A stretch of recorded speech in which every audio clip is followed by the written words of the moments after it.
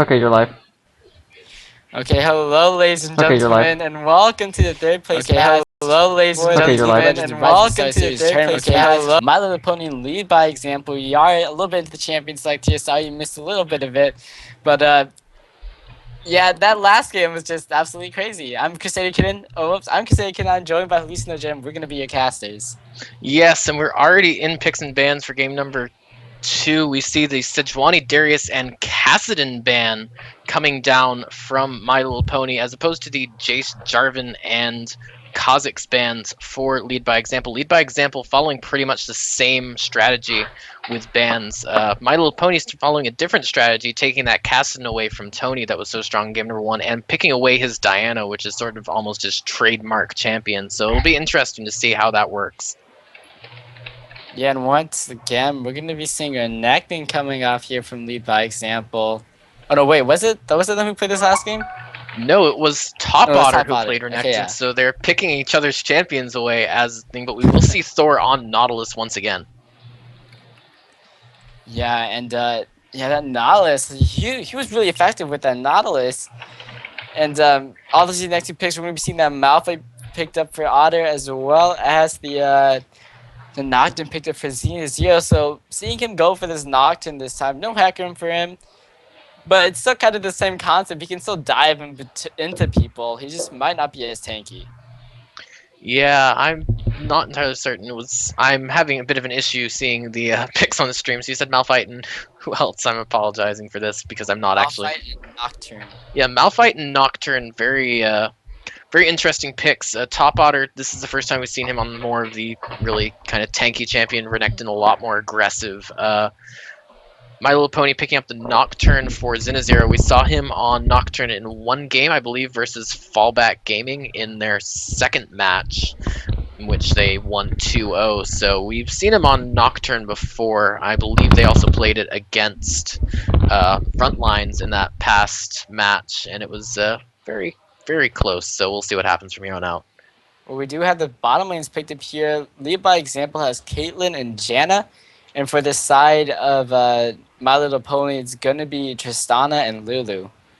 So Tristana and Lulu on My Little Pony, not too unexpected. That's something I believe they ran before in, I think, a couple games ago, actually, against Frontlines. I believe it was them running the Tristana and the one. In the meantime, we seem to be having an issue with the stream where it's frozen visually on. It wasn't updating. Okay, there we go. Couple of there we go. There we go. And we do see the Kale. What is this? Oh man, it's gonna be a Kale. Okay, I'm sorry. Go on. Yeah, the Caitlyn Janna, a very strong combination. We will see the Kale into Diana. I have not seen Kale yet this tournament, and I'm excited for this one, to be honest with you. Yeah, well, definitely be seeing some. Hopefully, be seeing some great things because this is a really nice defensive team coming out from these guys. I mean, Caitlin's just gonna be that 80k. You can stand at the back of the team, and then you have Janet that can throw off her tornado or throw off Monsoon, and there's intervention coming out from Kale. But if you look on the side of My Little Pony, this is scary. There is a Malphite. He can dive in with Unstoppable Force. Woggle from Lulu can come out. It can even go on to Xena Zero on Nocturne, or it can go on to Insanity on Diana. They have such a strong diving composition. That's like a really scary team coming out from them. They do have that strong diving composition, but Lead by Example does have the very strong disengage with both Nautilus's Riptide and Janna's Monsoon. But an important thing to touch on in this, Lead by Example has run that, not necessarily the combination of that bot lane, but Janna and Caitlyn each 3 times and going into today, and they were 3-0 on both those champions. So those are things that both Tech and Twerk know how to play. It should be very interesting to see how well they perform with them, as I believe we have entered the delay period going into this game. Yeah, so we can take down those summoner blockers, and what we see is that we actually see a Malphite as well as Renekton actually running with the teleport. So that's interesting because last time we didn't see teleports on either of these top lanes, but now they have them. And I'll be interested to see how they use them just going into this game. Yeah, last game top laners were an island in every sense of the word. I mean, they were by themselves for most of the game, and then when it came time to team fights, they were by themselves in the entire enemy team most of the game. So it's going to be interesting to see how well they can influence the rest of the map with that teleport. We've seen some teleport usage on My Little Pony when they were using Cillian as a sub. Uh, Not entirely certain if they were using it very optimally. I didn't really see it used much aggressively, aside from maybe one fight that I remember. But it'll be interesting to see if Top Otter is a bit more aggressive with his teleport, since he's proven to be a bit more of an aggressive player than Cillian was. And we're just gonna see how it goes. I mean, if this game is anything like the last game, it'll be completely entertaining. And just looking over at these champions, I mean, it's probably going to be an entertaining game. I mean, these are very interesting picks coming out here. A few of these not picked up too often, and we're seeing like some heavy dive-ins, or we're seeing some heavy disengages. Yeah, what really is going to interest me is that mid lane. Like I said, Diana's sort of Tony's trademark champion to an extent. It's what everyone knows to ban against him. In this case, they're picking it against him, but there's sort of a double-edged sword to that. Whenever you pick someone's really, really familiar champion into them, you're also running the risk that they know how to play something that works against it. I'm not really certain if Kale works that well against Diana. It's not a lane I have experience with, and it's not really something I've seen too much. So I'm very interested to see how that happens, because I honestly don't know. I think it's going to be a bit harder for Vinsanity to get kills post 6, and I think that's what Tony's aiming for here. Yeah, and just looking over at the AD carries, both of these guys are those very long range monsters. And the thing is, Caitlyn does well like in the laning phase when she pokes out people and just farms up and has the headshots and does extra damage, and just uses auto attacks. But we see Tristana, and she's that late game hyper carry. You know, she has the max range in the game when she's level 18. She just stands at the back, she just throws that out of her auto attack. She'll have rocket jump to disengage and get out of there. And like these are like once again, these are two long range AD carries. How do you think like those two champions can be played out into this game? I think it's going to depend a lot on the skill of the people playing them in this case. It's going to depend on how well they can position around the fight. We've seen Tech getting quite a few. I mean, when I've been watching Tech in in these fights, I've noticed that he's very good at attack moving away from that and kiting. He attacks, moves, attacks, moves. He's very good at the sort of orb walking. That's the word I'm looking for, orb walking. Spaz, on the other hand, I've noticed being a bit more aggressive in where he'll position in a fight. He'll move more forwards into it, whereas Tech will try and stay on the outside and get in where he can. So Tristana can pull that off fairly well with the resets on her rocket jump. However, if she miscalculates and can't get that reset on the rocket jump, it can be very scary for her. So it's going to come down to whether or not, for Spaz, he knows when to use that rocket jump to get in and when to not use that rocket jump to get in. And to Tech, it's going to come down to how well he can sort of keep out of harm's way. And he shouldn't have too much of a problem with that, as long as he doesn't get caught in a Malphite ult or something similar. And then I really hope there's gonna be like teleport kicks coming out with these teleport top laners, because this is definitely like different top lane styles potentially coming out for these guys, going for teleport instead of ignites. We could potentially see lanes up. Like Malphite is a very strong level 1 laner. Maybe they want to avoid like having Tristana go against that long range at Caitlyn early. So do you think maybe that's gonna happen or anything? Teleport ganks? Sorry, I No, no, got no, no, distracted no. with the blue cat. Yeah, like a lane swap, because like Malphite's a really strong lane swap, going 1v2, and Caitlyn's just like a beast early game in the lane while trading. Yeah, like I said in the first game, I don't think My Little Pony will go for it. I think if anyone goes for it, it will be lead by example, and I don't see him doing it in this case. I feel like they should be fine in lane with that Janna Caitlyn. They might be able to bully around Lulu and Tristana fairly early. So I don't think you'll see that lane swap happen.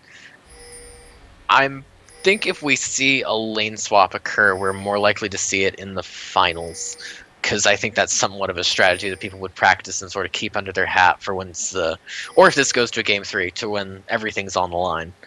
But right now, everything is on the line for My Little Pony. They have to win this game, or they're out of the tournament, 3rd place, and they do not get to have the chance to participate in that scrim versus either Velocity Esports or Cloud9. Winner of the tournament gets their pick. 2nd place gets whichever team doesn't get picked. So I mean, they're both great teams, and I'll be interested to see how those games go out. But however, we're seeing a much different start than we saw last game. We're seeing very passive. They're just guarding up the jungle.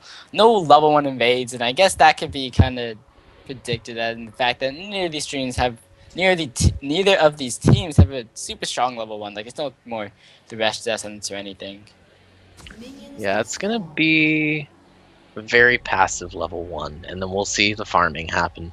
And we're gonna see Spaz and Holy Grail pick up little golems, which will give them that bit of an early boost. I would be interested in seeing what will happen if they hit level 6 first, if they might try and go for just blowing someone up. That level 6 burst off of Tristana is fairly strong, so if they manage to catch, say, Janna out in an awkward position and she doesn't quite get the shield down when she needs to, or the tornado down, then they could pick that up fairly early, but it's hard to engage on a Janna at times. Yeah, and so just nope, standard lanes coming off here. It looks like the same sites for most of everybody. I do believe they do the wraiths and the golem start things for like the wraith start for the 2 soul laners. Yeah, indeed they did. The wraith camp is down. I believe that's the only way it was possible since there wasn't an invade. So that would be a fairly interesting advantage for Kayle to have. Kayle definitely wants to hit level 6 before Diana does, because she does not want to give Diana a window to jump on her and kill her. That is absolutely crucial for her. And Renekton probably wants a bit of an advantage on Malphite as well. I mean, he's going to have his opportunity to make something happen at some point in time, and he needs to be able to have the advantage in that regardless of what happens. If he hits level 6, then Malphite can just dash away if everything goes absolutely wrong, and he won't necessarily get that kill that he'd be looking for. Yeah, and there's just for Renekton, he's just able to get his combos up quicker. He's already really starting to bully out Fodder. Like, he just tears through the shield with that double auto attack stun that he has, and he's hitting fairly well up in top lane. But as I feel like as Otter will get more of his items, he'll become more menacing because he's Malphite. Meanwhile, in the mid lane, game coming out from Xena Zero on Tony and Vincent going to be chasing after this. The flash is coming out from both of these guys, but Vincent really cannot lock down Tony just yet, so Tony is able to just walk out of there. Had to use that flash though. Yeah, a bit of a wasted flash by Vinsanity there, and quite unfortunate for him, as that's pretty strong for him to have pre-6. It's his only real way out of a really bad situation. Actually, top lane, Xena Zero coming up to top, however, being Renekton, Heavy is just able to use his slice and dice and dash twice and get out of there. Yeah, what you were saying in top lane about Malphite once he gets those items, at the moment, I mean, Otter is already Top Heavy has already managed to bring himself out to about a 10 CS lead at the 4-minute mark. And if this keeps sort of going, keeps snowballing into a larger advantage, then Malphite isn't going to have those items to take care of dealing with Renekton. So that's going to be interesting. Malphite needs to be able to continue to farm in order to stay in this lane, but he's having a bit of a hard time of it so far. Oh yeah, definitely. Just Renekton just being such a strong trader that he is. She's doing fairly well versus Malphite. Surprisingly to me, obviously, I think Malphite, that top lane person that just stays top lane, never dies, never takes damage. So it looks like once again Xena Zero just being really aggressive with this gank. So I really think he wants to get off those ganks when he has the red buff. With that ignite, with the flash on Tony B, he will get feared, and he's really low, but looks like he will be able to survive. Thor came up to make sure nothing too bad happened to him. So Tony just making it out of there with barely any health left. Yeah, that was a very smart move by Xena knowing to come back in while Tony's flash was still on cooldown, and they almost picked it up for it, so really, really well played by My Little Pony, and they're sort of starting to take a bit of an advantage as we see Top Otter taken very low in the top lane. Yeah, looks like he will have to go back, but once again, he does, well, for one thing, he does have that teleport. Same thing for Heavy. Both of these guys have teleport. They can always just teleport back to the lane. If they wish not to lose too many minions. So he's going to be picking that chain vest, but he wants to get that armor, of course. Heavy has just been harassing him out, and there is the teleport coming out from Otter. He now has that chain vest, and hopefully, for him at least, hopefully he can just survive through the burst coming out of Otter. Yeah, and that's definitely going to help him with his trading as well, as we see this time. I mean, last time top heavy went in on something like that, he took top otter down to about half health, and this time it seemed to have gone the other way. So definitely that chain vest pickup. Top heavy will want to look to go back to sort of equalize that out as soon as he can, and so he does. So we now see Kale just sort of pushing in mid lane a bit.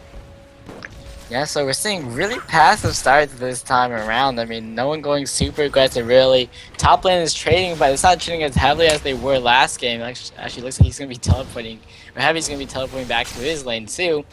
So those teleports around the fairly around the same-ish cooldown, maybe like a minute off. But yeah, just really passive early game starting off here. I mean, if you look over at the CS, it's pretty much even. I mean, the slight leads around. Only difference would be, of course, that top lane where Heavy is winning out against Otter here. Well, it's just really passive lane, so definitely a different game than last. I was seeing ganks coming in mid. Yeah, intervention went down to Tony V. Insanity gonna be diving still onto him. Doors around here able to put up the CC. Insanity is gonna be falling first for the first blood. Xena Zero was able to pick up Tony after, but now Xena Zero will have to get out of here as Thor is just throwing off the auto attacks, punching him with his heavy armored fist, and looks like they'll just be able to hold off these mid lanes. Yeah, and that was just Thor being in the right place at the right time. He was there right as Diana went aggressive onto Tony, so I mean, it was good sense for him to be there at that point in time. Had Tony been in there alone against Nautilus and Diana, I think it would have certainly been first blood the other way around, and Diana probably wouldn't have died. So, like, I've been talking about how passive this game has been. What do you think is the reasoning behind, like, why these teams are just kind of playing a little bit more passive than they were last game? You know, I'm not really certain, to be honest with you. I feel like, I mean, I really don't know. Top lane's naturally going to be a bit more passive. Garen was looking to fight Renekton constantly. Malphite's not really looking to fight the Renekton constantly, so there's that. I mean, Kale versus Diana is just a bit of an odd matchup that I've never really seen before, so I mean, Tony playing a lot more passively than he has in the past. I think he's more used to sort of things that just jump in at them and blow them up, and Kale really doesn't fit that. Out of the jungle, Xenizero's still been fairly aggressive, so not really much change out of the jungle, and bot lane I feel like it's just passive lanes. Like these two like duos are just really passive. I mean, they want to farm up. They're both long range champions. You know, Lulu is just long. Like this disengage already coming out from Janet, that would just like stop anything from happening. And you know, this is a lot of disengage coming out from this bottom lane. So I don't think they really want to fight too much. But I just, you know, it could be also like that game. Like last game was just so close. Maybe they're like, okay, we gotta be careful because like, with how aggressive LBX was early, even with that aggression, they were very close to losing the game. Like they had their inhibitor down. It was just like at the end game where they were able to pull through, and it was actually really close coming out for that. So maybe they're just like, okay, let's kind of tone it down a little bit safer and see if we can get the natural advantage. So it looks like mid lane, the Dredge going up onto Insanity, gonna be locking him down. He's gonna be flashing out, but the death charge is coming up, gonna be able to knock him up. Xena Zero's coming in and seeing what he can do, but Thor is already able to pick up the kill on Insanity as Xena Zero gets into here. And go ahead and back out of there. Actually, top lane Otter has to use the on top of force to get away from Heavy, but Heavy flashes right after him.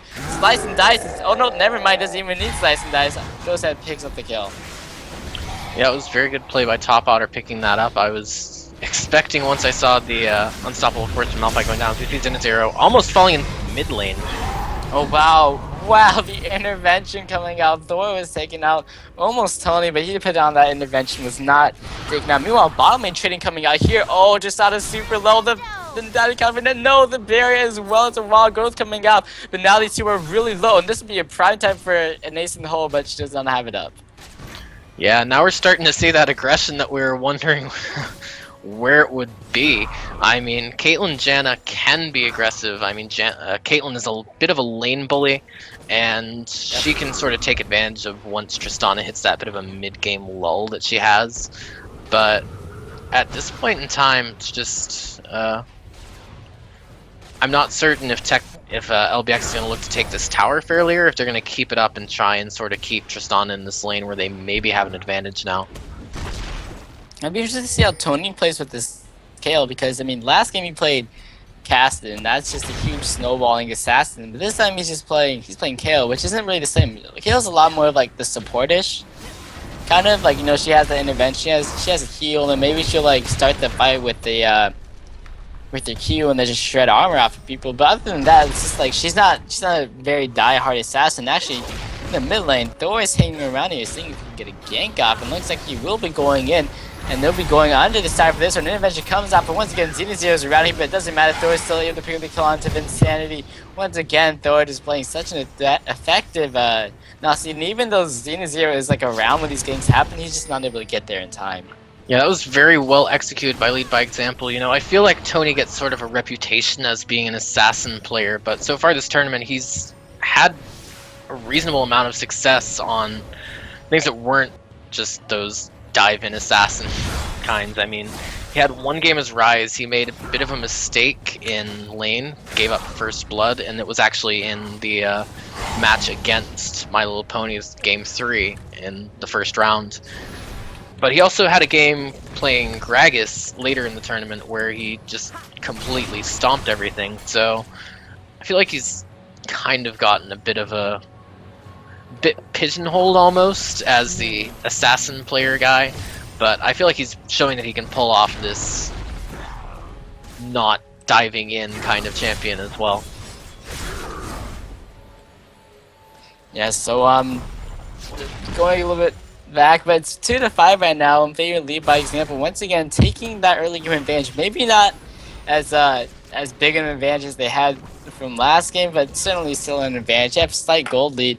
Thor has just been around the map, and we do see him now in the bottom, and I do not believe he's spotted out, so he has his lane gank, and this is going to be deadly because he does have his ultimate up, he has his flash up, he of course has the master CC, and he's just waiting for him to kind of like walk into this trap here.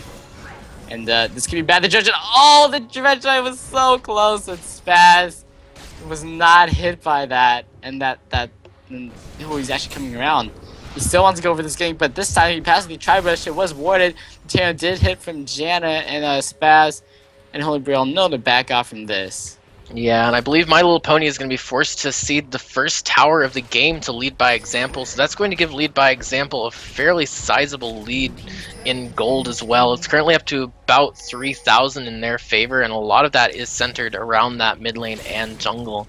As we see, Tony is currently 1,600 gold ahead of Diana at this point, so very huge advantage. Even in top lane, Renekton 1,000 ahead, is now they're going to take Dragon too to extend it to 4,000 gold. Yep, there you go, that Dragon going down. They get even more gold from this. It's starting to get that early game rolling for them. I mean, like, once that starts, it's probably never going to stop, just if we take into account how last game went. Thing is, like, we have to see if My Little Pony, like, if they can, you know, fight back and get those objectives, because right now it's not going too well for them. They don't have they're losing in towers, losing in dragons, and just so far it's not looking too good for them. Yeah, I feel like last game a lot of what we saw was LBX taking these early advantages, but they're not taking anywhere near as many risks as they were last time to get them. And I think that's sort of where they faltered last game. They were playing really aggressively, getting a lot of good stuff down, but at the same time, sometimes their aggressive moves backfired and allowed Pony a chance back in. And in the end, I mean, Pony had a pretty strong team towards the end of it, and then that fight around Baron where LBX took it and then marched down the base while Top Otter was attempting to backdoor was what sort of cost them the game in the end. So I don't feel it's really fair given last game to count Pony anywhere near out or anywhere near too far behind, but I think it's definitely Lead by Example's game to lose right now. Yeah, I mean, like, if they win this game, they go on, and then it's like, it's a best of three, so like, obviously when you get to like a third game in the best of three, that is like the time where you're like super like stressed out and you're like, oh gosh, if we lose this, and it's all over with their place, you know, you even get a scrim. But you know, it's just they probably just don't want to go to the third game here. And you know, if they go to the third game after the third game, they're gonna have best of fives to do, and that's just very, very menacing. And that can Yeah. kind of be said for both teams, though, because obviously if My Little Pony wins this game, you'll have to go to best of threes. They'll have to go into their game. Anyways, so looking over at items, mostly the same items coming off, like 80 carries, pretty much mirrored builds here. I'm surprised not seeing like the Infinity Edge coming out from Caitlyn, because that's really popular. We go Infinity Edge and your auto attacks just absolutely hurt and take down people. Yeah, there are two schools of thought on Caitlyn, which are that the Infinity Edge stacks with headshot and like that, and you'll be doing a lot of damage per hit. But there's also a school of thought on Caitlyn where you go that early Bloodthirster and take advantage of the raw AD scaling on a lot of her abilities, and the fact that she has that sort of bonus AD ratio. Oh, actually, right top lane triple gank coming out here. Oh, the Dredge Giant hit a minion as well as the auto attack snare. And chasing at the top bot, actually the Jet Dredge coming out, but he's already inside his base. An intervention coming out actually onto Thor as Insanity gets in here. Here comes the Nocturnal Twin going onto this Tony is speared right on top of the tower, and he does have an intervention to save himself, but Heavy's trying to get onto Insanity, flashes in there, picks up the kill, and now he has to get out of this tower. The tower's taking him down. Oh, the heal coming out from Tony. Heavy's going to survive. Otter's flashing in there, picks up the kill onto Tony.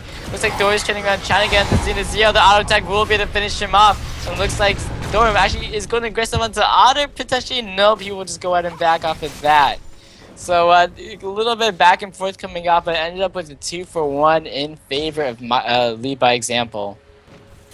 Yeah, meanwhile in bot lane, that's sort of letting Caitlyn and Janna have their way with Tristana and Lulu at this point, and Tristana jumping over the wall is maybe very dangerous for her. Yeah, but looks like Tech and Torque just don't want to do too much. I like how they have Tech and Torque. That sounds really cool to say. Anyways, it looks like they just want to do too much as they just want to keep this push going. They're actually kind of losing CS here, but I mean overall they're going to be winning because of the dragon they got, because they're 3 towers ahead, and I mean their whole team is just winning in gold because of the objectives they've been able to secure. Yeah, I mean, Lead by Example is playing this incredibly well. Like I said, they're taking the risks again, but this time they're taking them a lot more intelligently. Last game they were sort of almost reckless. In this game it's a lot more controlled, a lot tighter, and it's really paying off for them even heavier than it did last game. Yeah, so looking over, Caitlyn going for standard 80 carry build, finish up that Bloodthirster, and now going for the Zeal. We do see Renekton actually going for massive tankiness first. He went for a Sunfire Cape, and now looks like into the Warmog's armor, so really wants to get that health up. And actually, Spaz going to be running right into Thor. Thor is going to get the Dredge line off. And a nice buster shot to get Tony away, but Tony walks right back in there, picks up the kill onto him. And they will go ahead and get out with that, and just a little bit too overextended coming out. Yeah, and another thing I just sort of noticed is that if you just look at the scoreline, 8 kills on on Lead by Example's side. Caitlyn is 0, 0, and 0. So she's just Yeah. been down there pushing that bot lane, farming it up, and she's actually a little bit behind in CS as well. Both AD carries have not really had any impact in fights. They've just been down there laning pretty much the entire time for about 20 minutes now. Yeah, just also look at the ward coverage coming out of Lead by Example right now. Just look at it. They have so many wards everywhere. It's just, oh my. Like, they have it all over this jungle on the side. And actually, Enzo, of course, coming in, not going to hit anybody, but they are charging on the Tony B. Does have that intervention. It does have the ultimate coming out for him, which is called intervention. Oh, okay. Well, looks like Thor wants to go under the side here. Braille caught off. He will be taken down. Tech picking up so quickly. Couldn't even get a wild growth out there. He was taken out. So it looks like they want to continue this push on Tech. Is getting dropped pretty low here, but looks like he should be able to remain okay, as they're just kind of pushing up this middle lane. Yeah, and congratulations on Tech. They're getting the first kill or assist on an AD carry in this match at this point. They finally seem to have broken out of the laning phase, that very, very extended laning phase in bot lane. And it's another dragon going down. They're really securing these objectives. Yeah, they're doing a great job of controlling the map right now. Like you said, the ward coverage is stellar from Lead by Example at this point, and it's just allowing them to do basically whatever they want. They're completely dictating this game at this point, and My Little Pony needs to start finding ways to get some of this control back. It's gonna basically get slowly stomped on. I mean, they have to get like those pickoffs coming out because just look at the team. They have such a strong pickoff team. They have people that can dive in onto one person, and well, Malphite's multiple people. Same thing, I guess, for Diana. But the people that can just dive into the team. They have a Lulu that can make people tanky, and it's just like they have to utilize that. And they can't. The thing is, they can't. Obviously, they can't go in the full 5v5 because they are down in goal and down in kills. But they have to look for someone to pick up. They have to try to get like a small skirmish or try to catch someone off guard to have like 5 versus 3 or something like that. But other than that, they're just getting slowly pushed down. They're not going to be able to secure objectives, pretty much at all with how ahead Lead by Example is already. Yeah, and this is basically how the first game could have gone had they not made a few suspect calls. They're continuing to build upon their lead as Tony getting caught by that Dusk Trail out there, but nothing's going to come of it. Yeah, so like it's really surprising to see because LBX knocked Pony. No wait, Pony knocked LBX into the losers bracket, didn't they? They indeed did. It's a fight. Yep, we do have them. They keep on diving onto Tony, but he has the intervention of every single time. But he has the flash out of there. The Waggles came out onto Otter. Heavy getting in there. He is so tanky. Tony does go down, but Heavy is in the middle of the team. He is seemingly not taking that much damage. Actually going to get Polymorph though. And he's going to be trying to flashing in, going for Otter now. Meanwhile, the tower down the bottom lane went down.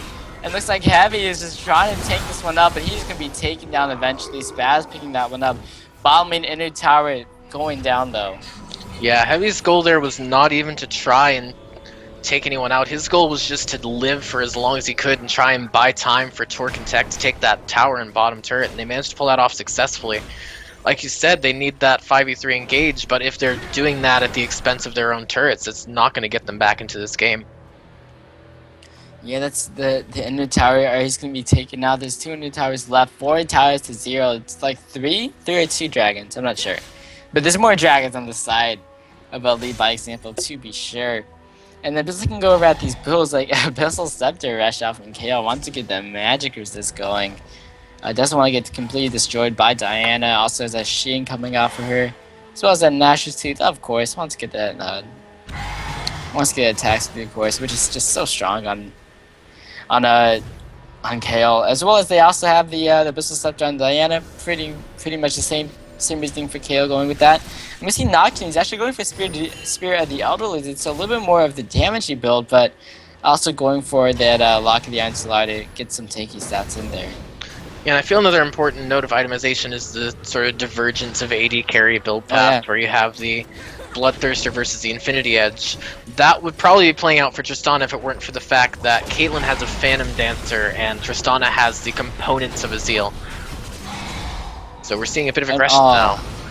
Another Unstoppable Force not hitting anybody from Otter. That's a bit unfortunate because it looks like this tower is just getting absolutely poked down. Texas getting in and throwing off all those objects. Has the Phantom Dancer now, so has so much attack speed, just able to rip down those towers.